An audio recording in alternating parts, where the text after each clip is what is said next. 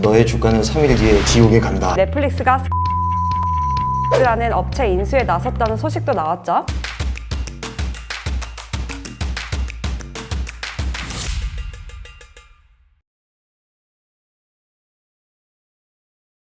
안녕하세요. 안녕하세요. 자이언트 투자 실험실의 앤드류 기자입니다. 방금 전에 오늘 우리 안갑성 기자의 생일이어서 깜짝 축하 파티를 저희가 해드렸는데요. 생일 축하합니다. 괜히 우리 귀여운 라인 프렌즈의 곰돌이 케이크를 준비한 게 아닙니다. 저희의 주제와도 연관이 있기 때문에 저희가 준비를 한 거죠. 그래서 이 라인 프렌즈의 캐릭터가 이 캐릭터 산업의 중요성을 보여주듯 저희도 이제 이 캐릭터의 매력을 부각시킬 수 있는 이 콘텐츠와 관련된 미국 주식 종목을 준비를 해봤는데요. 네, 각자 어떤 종목 하셨는지 좀 소개해 주시죠. 저는 넷플릭스를 가져와 보았습니다. 저는 디즈니를 가져와 봤습니다. 네, 저는 상대적으로 우리나라에선 마이너인 아마존 프라임 비디오를 이제 가져와 봤습니다. 저희는 이제 세 가지 종목을 선정을 했고요. 다른 뭐 HBO Max나 AT&T 같은 종목들도 많았지만 상대적으로 우리나라에서 좀 알만한 종목들 위주로 좀 준비를 했습니다. 그러면 가장 먼저 그 콘텐츠주의 대장인 넷플릭스죠. 넷플릭스 준비해주신 서학규정 선배님께서 간단하게 설명해 주시면 감사드리겠습니다. 네, 안녕하세요. 저는 넷플릭스를 골라와 봤습니다. 넷플릭스는 OTT, 그러니까 모바일 온라인 스트리밍 서비스 시장의 강자이죠. 오징어 게임부터 지옥뿐 아니라 나르코스, 종이의 집, 피키 블라인더스 유명한 시리즈물이 많습니다. 주가도 이미 많이 오른 것 같고 요즘 뉴욕 증시 분위기가 그렇게 좋진 않아요. 제 주변에서는 그럼에도 불구하고 미국 주식을 산다면 넷플릭스 한 주라도 매수해놔야 될지 궁금해하는 사람들이 적지 않습니다.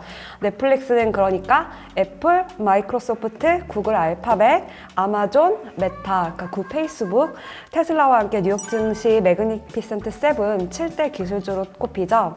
게다가 넷플릭스라는 회사의 사내 문화 좌우명이 상당히 멋있습니다. 배를 만들고 싶으면 사람들에게 배 만드는 작업을 시키는 대신 사람들로 하여금 바다를 꿈꾸게 하라. 어린 왕자를 쓴 센텍쥐베리가 한 말이기도 하다네요. 또 인기 직장이기도 하다고 하네요. 넷플릭스 코리아 같은 경우에 콘텐츠 제작자가 넷플릭스로 이직하면 연봉이 최소 2배 이상 뛴다는 소리도 나올 정도인데 지난해 이미 평균 연봉이 1억 원을 넘어섰다고 합니다. 와. 저희 PD님도 언젠가는 네, 저희 PD님이 넷플릭스로 넷플릭스에 가시는 거 가길 아닌가요? 바라면서 언젠간 가겠지. 팁 링크스 집계를 보면 최근 3개월 동안 넷플릭스에 대해 투자 의견을 업데이트한 월가 전문가 33명 중 26명이 매수를 추천하고 있어요. 그리고 4명이 중립, 나머지 3명은 매도 의견입니다. 매도 의견을 낸 전문가 33명이 제시한 넷플릭스 목표 주가를 보면 한 주당 342부터 800달러까지 다양한데 평균값이 683.65달러예요. 이달 초 주가가 602달러이다 보니 앞으로 13% 정도 더 오를 것이라고 전문가들이 평균적으로 예상을 하고 있습니다. 지금까지 투자 수익을 한번 볼게요. 일단 넷플릭스는 주주들에게 배당금을 주지 않아요? 네. 배당금이 없어요. 네. 그렇다면 시세 상승률을 보면요. 사실 올해 1월 4일부터 12월 3일까지를 기준으로 연중 주가 상승률이 넷플릭스가 15.16%밖에 안 됩니다. 올해 9월에 처음으로 주가가 600달러를 넘기는 했지만 그래도 넷플릭스가 속한 나스닥 100 지수 같은 경우 같은 기간 24% 정도 오른 걸 생각하면 다소 아쉬운 성적이에요. 그런데 이제 중요한 건 지금까지의 성적이 아니라 앞으로의 미래이지 않겠습니까? 네, 월가 전문가들은 왜 넷플릭스 매수 의견을 내면서 주가가 더 오를 거라고 보는 걸까요? 첫 번째, OTT 시장이 경쟁 치열한 레드오션이라고 하지만 아직 배고픈 넷플릭스로선 먹을거리가 충분하다는 주장입니다. 닐슨 리서치에 따르면 올해 9월 말 기준 미국인 시청시간 점유율이 넷플릭스는 6%인데 케이블 TV 점유율은 38%예요. 시장 점유율만 보면 넷플릭스가 케이블 TV보다 뒤처져 있지만 가격이나 콘텐츠를 볼 수 있는 편리성 측면에서 케이블 TV 시장 점유율을 빼앗아올 수 있다는 긍정적인 분석이 나옵니다. 저도 항상 집에서 TV로 요즘 넷플릭스를 보는데 화면도 크고 훨씬 낫고 케이블 TV보다 더 편하긴 한 것 같아요. 저도 뭐 TV는 사실 집에서 거의 볼 일 없더라고요. 요즘 컴퓨터로 주로 유튜브 아니면 넷플릭스 위주로 보고 있습니다. 최근에는 넷플릭스가 스캔9 VFX라는 업체 인수에 나섰다는 소식도 나왔죠. 스캔라인 VFX라는 업체 혹시 들어보셨나요? 저는 못 들어본 것 같습니다. 일단 저도 업체는 처음 듣는데 VFX는 3D 영화 이런 거 할 때 좀 효과 넣는 걸로 유명한 걸로 알고 있어요. 네, 시각특수 효과의 줄임말이 VFX인데요. 스캔라인 VFX는 우리에게 직접적으로 알려진 업체는 아니지만 인기 영화 어벤져스의 시각특수 효과에 참여한 글로벌 기업이에요. 왕자의 게임, 그리고 마블 시네마틱 유니버스, 그러니까 MCU 시리즈, 블랙 위도우, 캡틴 아메리카 윈터 솔저, 블랙 팬서, 캡틴 마블, 그리고 또 다른 영화 트랜스포머, 룸레이더, 너무 많네요. 너무 많아요. 이터널스 작업에도 참여한 회사입니다.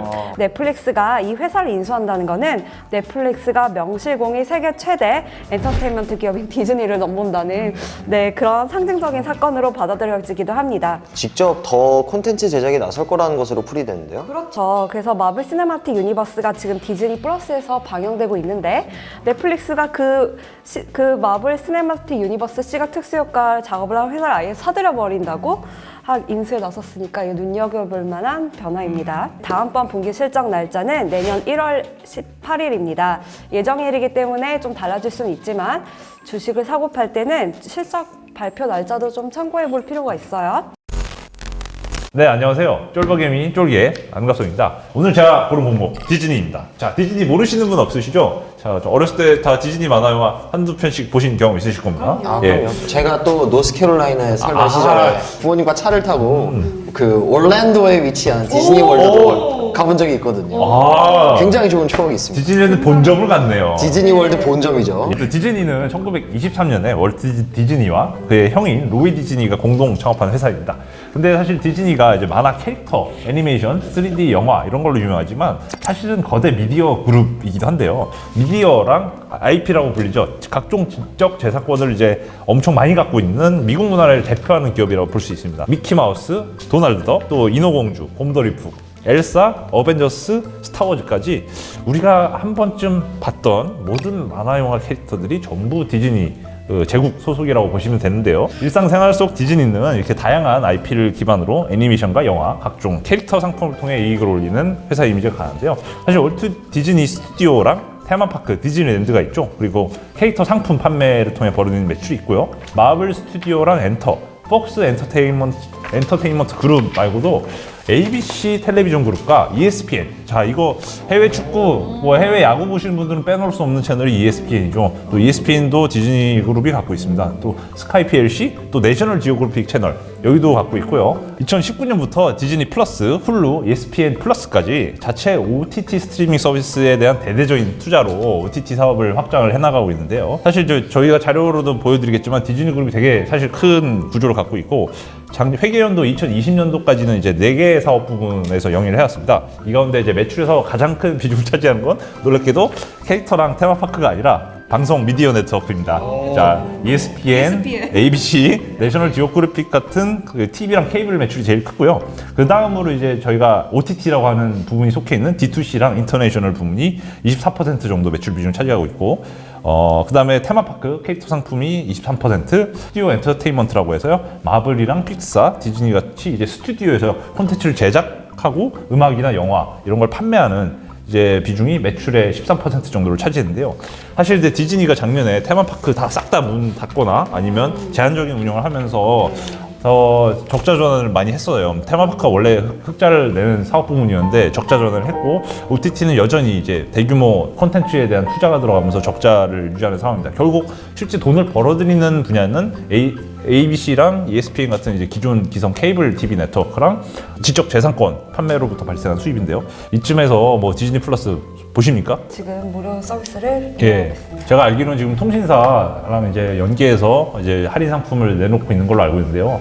저는 구독하고 있습니다. 예. 저는 넷플릭스, 왓챠, 디즈니 플러스 이렇게 보고 있습니다. 사실 디즈니 전체적인 사업 방향을 보셔야 되는데요. 경쟁자 넷플릭스를 필두로 이제 OTT 시장이 성장하면서 그동안 적자를 감내하면서도 디즈니 플러스랑 ESPN 플러스 같은 OTT 사업 확정에 집중을 하고 있습니다. 결국 최근 디즈니 주가 움직임을 볼 때 투자 심리가 제일 중요하게 보는 핵심 포인트는 글로벌 OTT 시장에서 디즈니 플러스 같은 이제 스트리밍 서비스의 구독자가 빠르게 늘어나는가 여부가 있고요.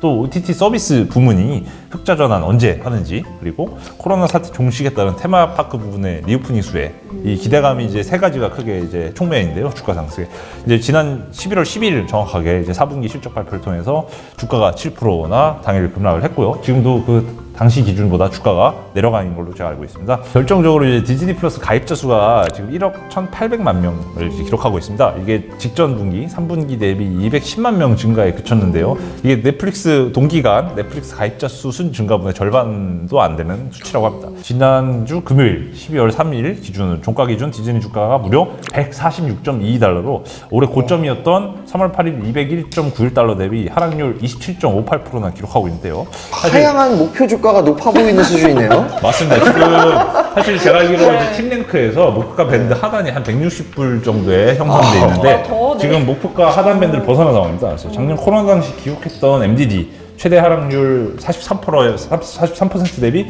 보기 드문 이제 MDD를 기록하고 있습니다. 올해 연간 기준 주가 수익률도 마이너스 19.3%를 기록하면서 같은 기간 S&P 500 지수가 21.86% 오를 동안 되게 처참한 반대되는 이제 그러게요. 움직임을 보이고 있는데요. 디즈니 여태까지 말씀하신 게 좀 실적도 부진하고 예. 너무 어두운데 그럼에도 불구하고 왜 투자를 생각하셨나요? 일단은 콘텐츠 출시가 좀 정상화되고 글로벌 OTT 확산 시장 자체가 전체적으로 커지면서 디즈니 플러스로의 OTT 성장도 기대할 수 있고요. 또 중장기적으로 이 OTT 스트리밍 서비스 구독료 인상, 이번에 넷플릭스도 결국 요금 인상 발표했지 않습니까? 네. 디즈니 플러스가 지금 확실히 뭐 제가 알기로는 한국 요금은 한 달에 9,900원이 이제 기본가로 알고 있는데 나중에 15,000원 정도로 올릴 수 있지 않을까라는 뭐 중장기적으로 이제 할 수 있는 기대감이 있고요. 결정적으로 또 테마파크 리오프닝 수혜주라고 봐야죠. 디즈니랜드 쫙 문을 열면 또 우리 또 셰플레이 출신 앤드루가 올랜도에 가지 않을까. 내년에는 또 디즈니 플러스 또 11월 한국을 비롯해서 일본, 대만, 홍콩 서비스도 시작했고 내년에는 동유럽, 중동아, 남아프리카 같이 50개 이상 국가 또 2023년부터는 전 세계 160개국 이상 지역에서 2.3에서 2.6억 명 정도 신규 가입자 확보를 목표로 하고 있는데요. 뭐 이제 마동석 형님이 좀 출연하신 이터널스 말고도 호크아이, 미즈마블, 문나이트, 슈얼크 같은 디즈니 플러스 독점으로 공급한 드라마 시리즈 말고도요. 또 영화도 줄줄이 예상돼 있습니다. 스파이더맨 노웨이 홈, 닥터 스트레인지, 그렇죠. 인 더 멀티버스 오브 매드니스 같은 각종 대작들이 이게 또 신기한 게 디즈니가 관여한 영화는 어떤 게 하나가 망하면 또 분명 그걸 커버해줄 다른 작품이 나와서 항상 그 해 안에 뭔가 성과를 내주는 그런 모습을 보이는데 워낙 또 IP나 이렇게 영화를 블록버스터를 많이 쏟아낼 수 있는 역량을 갖춘 그 기업이다 보니까 상당히 그 영화 부문이나 콘텐츠 IP 쪽도 항상 제국으로서의 위용을 이제 지키고 있습니다. 자, 그럼 지금까지 디즈니 한번 살펴봤고요. 그 다음 마지막 종목으로는 저희 앤드루 기자가 아마존 한번 살펴보도록 하겠습니다. 국내에선 좀 생소하죠. 아마존 프라임 비디오라고 아마존에서 내놓은 OTT 서비스가 있습니다.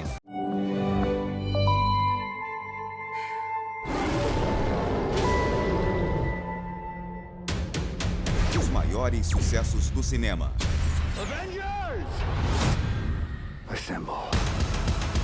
Você vê no Amazon Prime Video. por R$ 9,90 por mês. 그리고 일단 먼저 주가 흐름부터 좀 보겠습니다. 아마존의 현재 주가는 3,389.79달러고 한 달간 상승률은 마이너스 3.67%입니다.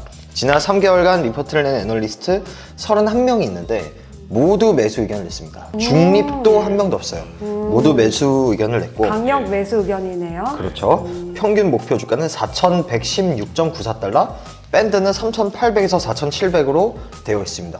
현재보다 훨씬 높은 수준으로 올라갈 거라는 상승 여력이 많이 남아있는 상태죠. 안타까운 점은 아마존 프라임 비디오 때문에 이렇게 매수 추천을 한 게 아니라는 점입니다. 네. 아마존 주가는 사실 콘텐츠보다는 이 클라우드 서비스라든가 아니면 이 아마존 쇼핑몰의 영향을 더 많이 받는 게 현실이에요. 국내에선 좀 생소하지만 프라임 비디오라는 아마존닷컴 자회사 형태로 존재하고 있고 놀랍게도 2016년부터 글로벌 서비스를 실시하고 있습니다. 후발주자라고 생각하는 경우가 많은데 사실 그렇지는 않습니다. 2006년에 아마존 언박스라는 이름으로 처음 나왔었고 이 아마존닷컴 내에서 서비스가 되다가 이제 분리해서 OTT화가 된 거죠. 사실 꽤나 역사를 자랑하고 글로벌 서비스를 한 지도 꽤 됐지만 유독 주목을 못 받는 그런 뭐 OTT 서비스라고 생각을 해주시면 될 것 같습니다. 아마존 프라임에서 하고 있는 대표 작품 2개를 좀 골라봤습니다. 하나는 제가 끝까지 봤던 거고 하나는 제가 보다 만 건데 가장 유명한 게 더보이즈라는 작품이죠. People love superheroes. They swoop out of the sky and save the day. People love that cozy feeling. 다른 하나의 작품은 사실 1962년 소설을 바탕으로 한 드라마인데 나온 지 꽤 오래됐습니다. The Man in the High Castle 이라는 제목인데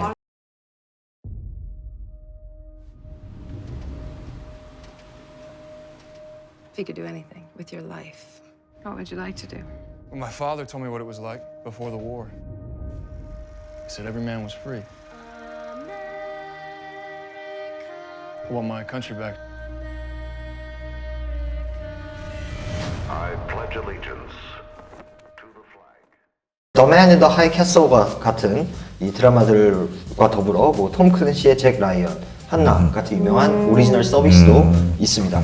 하지만 우리나라에서 아마존 프라임 비디오가 주목을 받았던 것은 이런 드라마 때문이라기보다는 단 한 편에 딱 한 편이 있었거든요. 네, 토트넘 다큐멘터리를 아마존 프라임에서 독점으로 이거 했던 저희 적이 있습니다. PD님이 지금 추천한 거 아닌가요? 맞습니다. PD님이 이제 해축 광이시라고 들었는데 그 손흥민이 나왔었던 이 토트넘 역시. 다큐가 아마존 프라임에서 했던 적이 있죠. 아무튼 아마존 주가를 크게 끌어올린 거는 쇼핑몰과 클라우드 서비스 그 AWS라고 불리죠. 아마존 웹 서비스인데 AWS는 부진한 기업 실적에도 전년 동기 대비 39% 증가한 매출을 보였습니다. AWS는 향후 이제 뭐 비디오 광고가 아마존에서 나오는 것에 좀 늘어나는 것들, 그리고 멤버십 회원 대상 콘텐츠 서비스 확대 이런 것들이 좀 신성장 동력으로 꼽히고 있는 상황이고요. 아마존의 3분기 순매출액 영업이익은 전년 동기 대비 각각 15.3% 증가, 21.7% 감소했습니다. 특히 순이익이 전망치에 약 30% 하회하면서 부진했어요. 이것이 이제 공급망 병목 현상이나 이런 것들에 따른 비용 증가가 원인으로 지목이 되고 있는데 어찌 오미크론이 확산이 되고 있지만 언젠가 코로나가 좀 종식이 된다는 가정 아래에 전 단기 리스크라고 생각을 하기 때문에 이런 순이익이 아마존 주가에 계속해서 부진하게 영향을 끼칠 거다 그렇게 생각은 하지 않습니다. 오히려 향후 아마존 프라임이 더 성장을 하게 된다면 지금 이미 튼튼한 이 쇼핑몰과 클라우드 서비스 더불어서 하나의 추가적인 캐시카우가 생길 수도 있기 때문에 아마존 프라임을 좀 주목할 필요가 있을 것 같네요. 이상 지금까지 자이언트 투자 실험실 3편 OTT 종목들 다뤄봤습니다. 다음 시간에도 더 재밌고 알찬 종목으로 찾아뵙도록 하겠습니다.